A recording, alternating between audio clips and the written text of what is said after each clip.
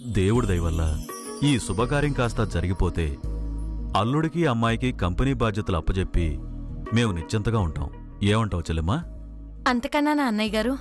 బావగారు ఎలాగూ మాట్లాడరు, అల్లుడుగారు ఏం మాట్లాడరా? నా నోటిని ఆ దరిద్రపు దామిని ఎత్తుకుపోయిందిరా. నేనేం మాట్లాడను? నా కొడుకు జీవితాన్ని నాశనం చేస్తున్నారు కదరా. మీ ఇష్టం మావయ్య, మీరెలా అంటే అలా. వీడొకడు బడుతాయి, ఏం జరుగుతుందో తెలుసుకోలేని పరిస్థితిలో ఉన్నాడు. నచ్చావాలుడు కూర్చోవాలుడు, ఎంతసేపు నిలబడతావు? కూర్చో.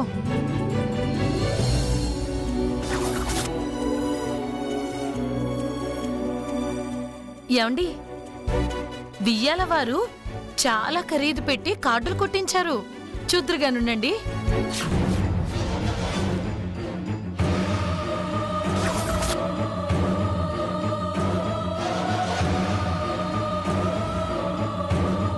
చూడండి.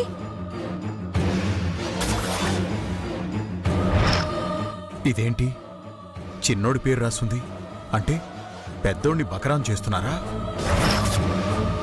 దేవుడా, ఇలాంటి టైంలో నాకు మాటలు లేకుండా చేశావేంటి నాయనా? ఎలా ఎలా చెప్పాలి?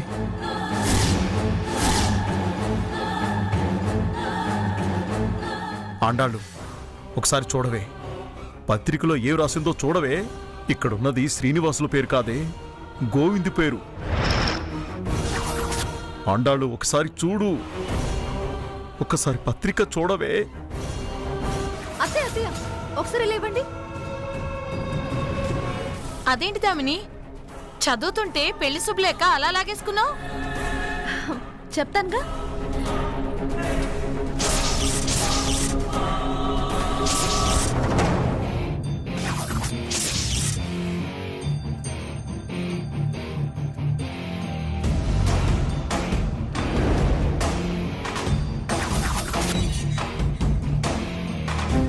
ఏంటమ్మా, ఏమైంది?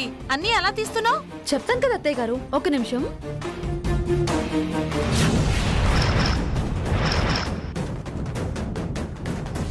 నా చేత్తోని పెళ్లి శుభలేఖలు చింపేస్తున్నావు కదే, చెప్తాను నీ సంగతి.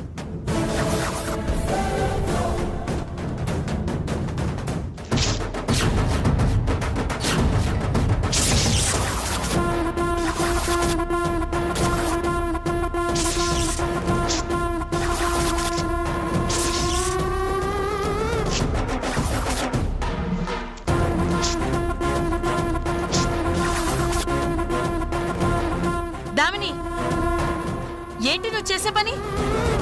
సారీ అత్తయ్య గారు, చిన్న మిస్టేక్ జరిగింది. ప్రింటింగ్ ప్రెస్ వాళ్ళు ఆయన పేరుకు బదులుగా అరవింద్ అనే పేరును ప్రింట్ చేశారు.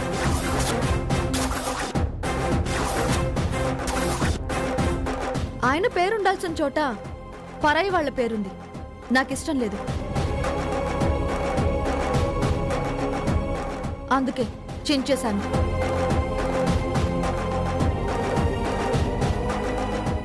పేరు కనపడకుండా చింపేసింది. శబాష్ దామిని, మంచి పని చేసావు. ఒరే పిచ్చోడా, అది నిన్ను వెర్రోని చేసి ఆడుకుంటోందిరా. ఎప్పటికిరా నువ్వు తెలుసుకుంటావు? నేనెంతగానో ఇష్టపడే ఆయన పేరు స్థానంలో మరో పేరును సహించలేను. నేనెవరిని కోరుకుంటున్నానో వారే నా భర్త అవ్వాలి.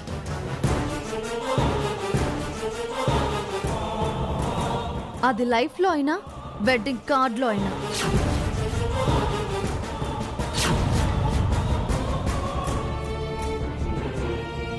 ఖచ్చితంగా ఇదేదో వెధవ పని చేసుంటుంది. అందుకే అది కవర్ చేసుకోవడానికి కార్డ్స్ చించుతుంది. ఇదేదో కొంచెం కవర్ చేయాలి, లేకపోతే ఇంటికెళ్ళాక పేక పిసికేస్తుంది. చూశారా అల్లుడు గారు, మా అమ్మాయికి మీరంటేనే కాదు, మీ పేరంటే కూడా చచ్చేంత ఇష్టం.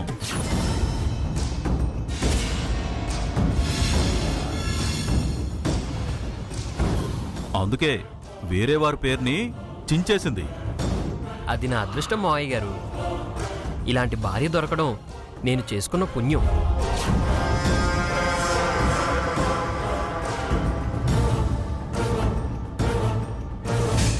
పుణ్యమేంట్రా పుణ్యం? నీ దరిద్రంరా, నీకు శాపం.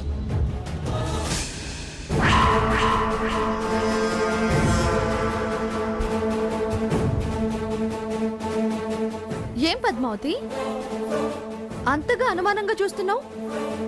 నేను చెప్పింది ఏది నమ్మట్లేదా? ఒక్క నిమిషం.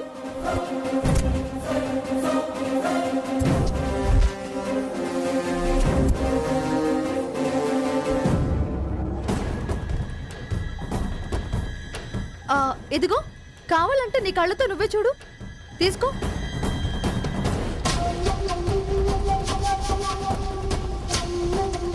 చెప్పు పద్మావతి, ఏముంది అందులో?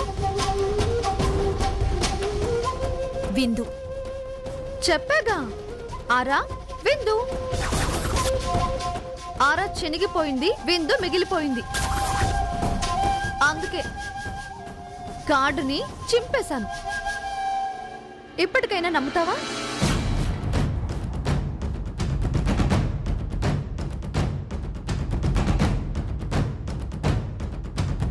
చాలా చక్కగా ప్లాన్ చేసుకున్నావు కదా. ఎన్ని డ్రామాలైనా ఆడతావి నువ్వు. ఇప్పుడేం చూసావే, ముందు ముందు ఇంకా చూపిస్తాను చూడు. అత్తయ్య గారు, నేను ఒకసారి బయట పడేసి వస్తాను.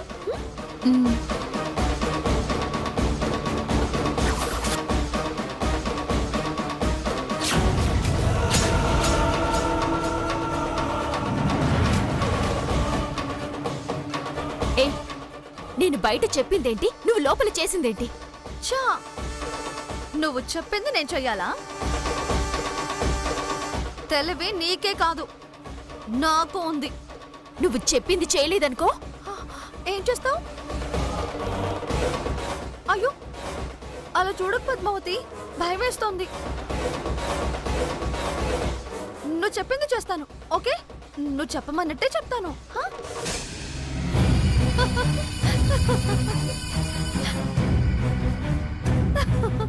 కానీ ఇప్పుడు కాదు, ఇక్కడ కాదు.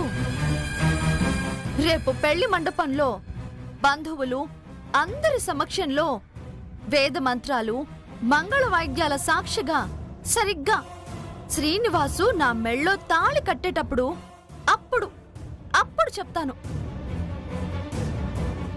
నేను ప్రేమించింది ఆ అవిటి వాణ్ణి కాదని,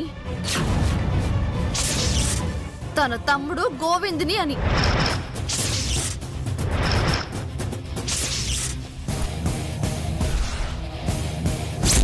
అప్పుడు చెప్తే మా అన్నయ్య గుండె పగిలి చేస్తాడే. ఎలా?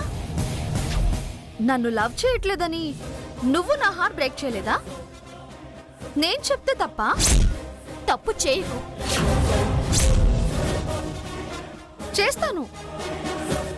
నాలాంటి దాన్ని పెళ్లి చేసుకోవడానికి ఏ మగాడు ఇష్టపడినప్పుడు ఆ అవటి వాణ్ణి నేనెందుకు పెళ్లి చేసుకోవాలి? వాడికి ఎందుకు వైఫ్ నవ్వాలి చెప్పు? నా లైఫ్ ని నేనెందుకు కిల్ చేసుకోవాలి చెప్పు? చెప్పు. అదేదో ఇప్పుడే చెప్పొచ్చు కదా. నేను మరీ అంత తెలివి తక్కువదని అనుకున్నావా గోవింద్? ఇప్పుడు చెబితే ఈ పెళ్లి ఆగిపోతుంది. నువ్వు నన్ను పెళ్లి చేసుకో. అదే అప్పుడు చెప్పాననుకో, పీటల మీద పెళ్లి ఆగిపోయిందని, ఆగితే ఆడపిల్లకి మళ్ళీ పెళ్లి కాదని అందరూ నాపై సానుభూతి చూపిస్తారు. నీ చేత్తో నా మెళ్ళో తాళి కట్టిస్తారు. అలా మన పెళ్లి జరిగిపోతుంది.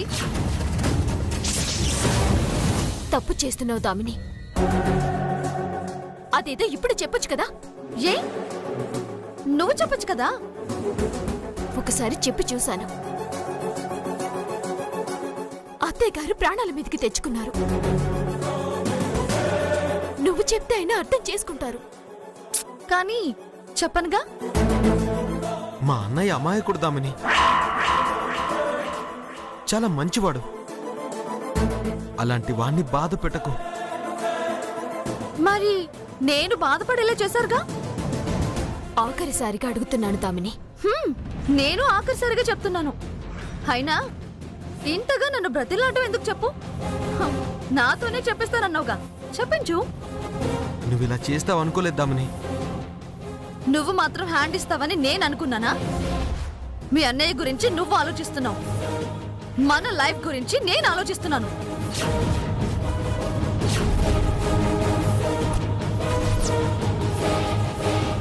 ఏ పద్మావతి, నీ బ్రెయిన్ లో ఏ మాత్రం మ్యాటర్ ఉన్నా నన్ను ఆపు. It's my challenge to you. ఏం జరుగుతుంది ఇక్కడ?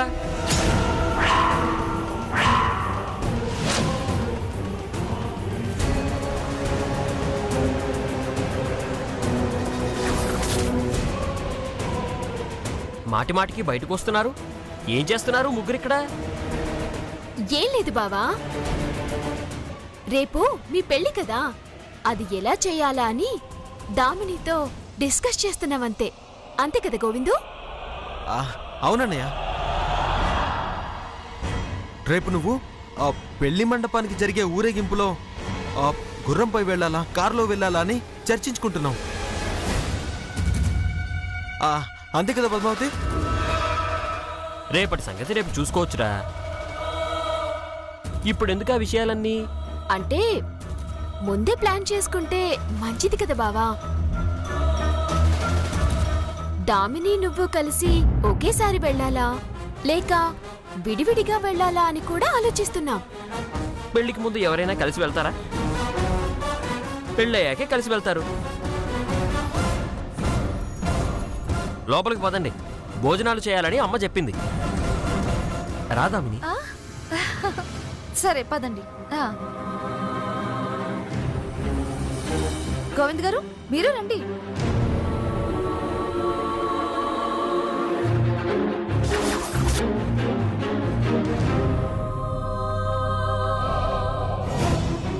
దీంతో ఎలా నిజం చెప్పించాలి?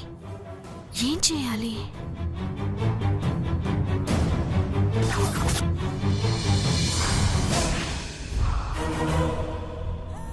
గతికితే అతకదంటారు, కాని బలవంత పెట్టి మాతో భోజనం తినిపించారు చెల్లెమ్మ. మీరు గతికినందుకైనా ఈ పెళ్లి అతక్కుండా ఉంటే బావుణ్ణు.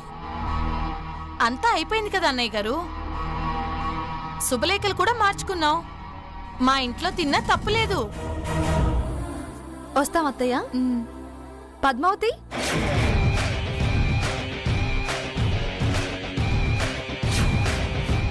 ఉంటాం పద్మావతి.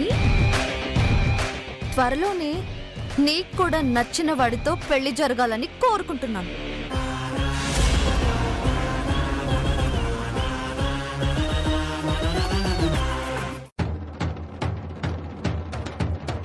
థ్యాంక్స్.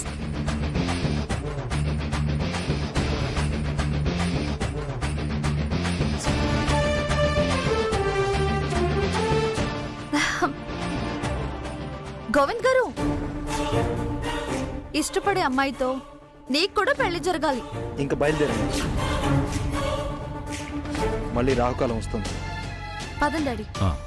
పదండి అన్నయ్య గారు. అలాగే.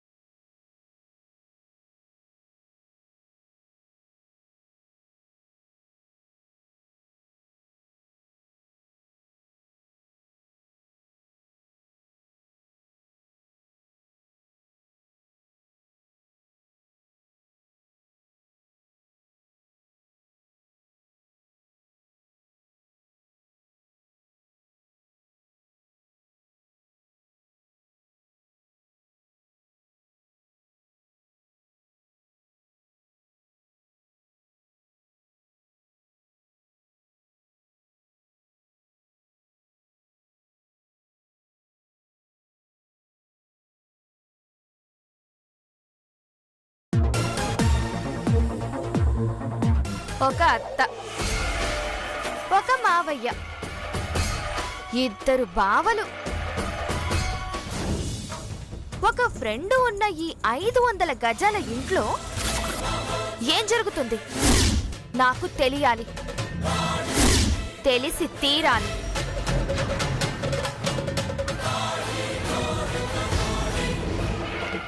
ఎవరమ్మా నువ్వు? అత్తయ్య, నా ఇంట్రొడక్షన్ నువ్వు చెప్తావా లేక నన్నే చెప్పుకోమంటావా? అత్తయ్యనా?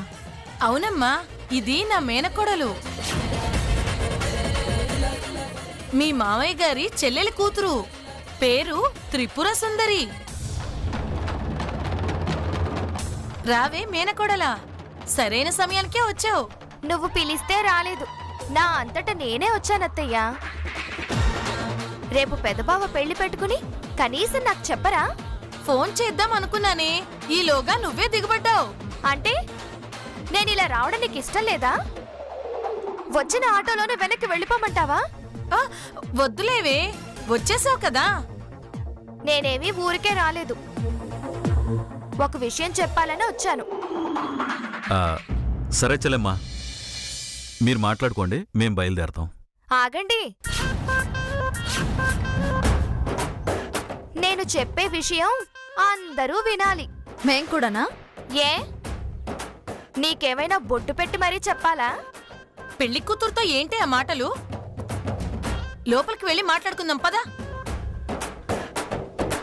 రండన్నయ్య గారు, నువ్వు రావే. హ్మ్.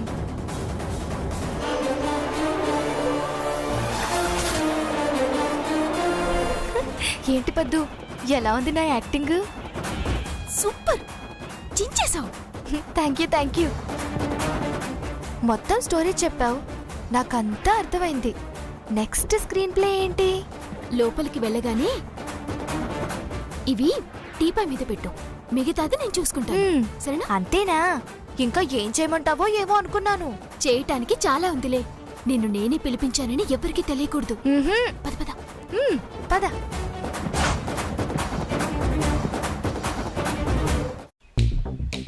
ఏమండి, మీ మేనకోడలు త్రిపుర సుందరి వచ్చిందండి. మావయ్య,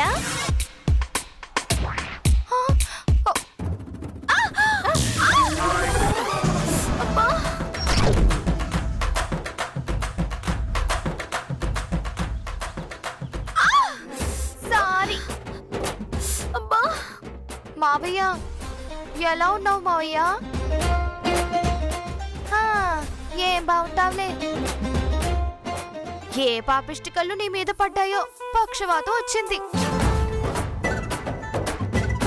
త్రిపుర, ఎలా అయినా సరే నువ్వు పద్మావతి కలిసి ఈ దామినితో పెళ్లి ఆపండి, ఏదో ఒకటి చేయండి. సర్లే కాని నన్ను ఆశీర్వదించు.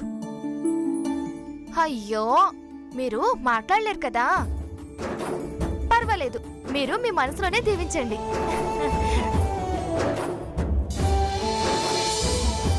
తదాస్తు. మీరు మీ మనసులో దీవించింది తప్పకుండా జరుగుతుంది మావయ్య.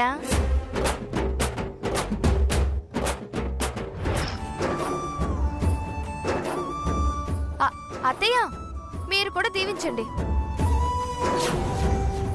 ఏదో పెళ్లి చేసుకుని అత్తారింటికి వెళ్తున్నట్టు ఈ ఆశీర్వాదాలేంటి? అత్తయ్య, అలాగే అనుకుని దీవించండి అత్తయ్య. హా, ఆశీర్వదించాను లే. ఆ,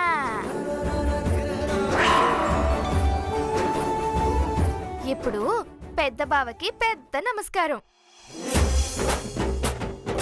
ఇదిగో చిన్న బావ, చిన్న నమస్కారం.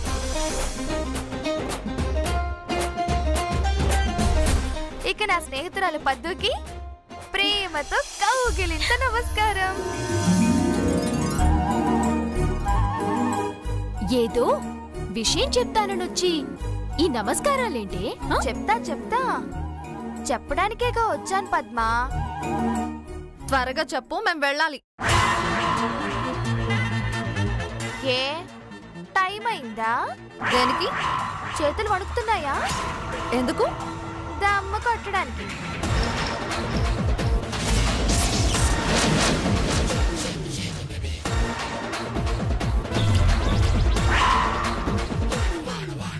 మాట్లాడుతున్నావు అమ్మాయి? అంటే దమ్ము కొట్టే అలవాటు ఉన్న వాళ్ళకి టైంకి దమ్ము కొట్టకపోతే చేతులు వణుకుతాయట బాబాయ్. అలాంటి వెధవ హ్యాబిట్స్ దామినికి లేవు. ఆహా, అవునా పెద్ద బావా? ఏంటి వెటకారం ఆడుతున్నావా? నాలుగు బాగా లాగేస్తున్నట్టుందే.